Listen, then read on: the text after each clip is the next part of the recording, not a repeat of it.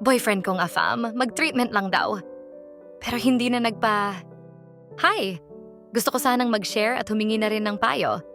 Pa-hide na lang po ng identity ko po. I'm 32 female, single mom pero may long-distance relationship boyfriend ako na AFAM. 40, male, single, without kids.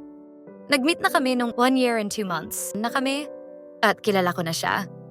Yung ugali niya, yung family niya. He has been an alcoholic since I met him pero tanggap ko naman yon. Grabe siya makainom. Kapag nag-start na siyang uminom, hirap na siyang tumigil.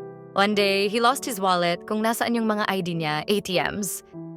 At dahil sa nawala na yung wallet niya, nawalan na rin siyang ganang mag-work until he lost his job too, sa kadahilanan ng walang tigil din niyang pag-inom. Then, sinisisi niya ang sarili niya sa mga maling desisyon na ginawa niya. Pinapayuhan ko naman siya, itigil na niya ang pag-iinom.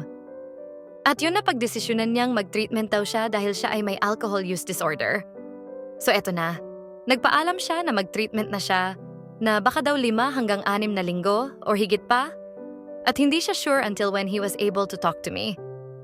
Dahil hindi daw allowed ang phone sa treatment center na pupuntahan niya.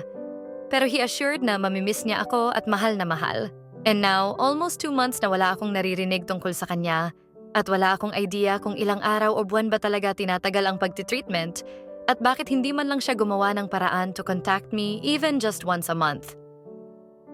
Sinasabihan na ako ng mga relatives ko na baka meron na daw iba.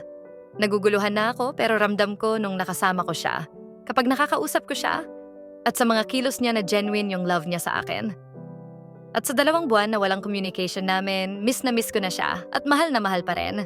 Ano po ba ang dapat kong gawin? Any advice po? Thank you.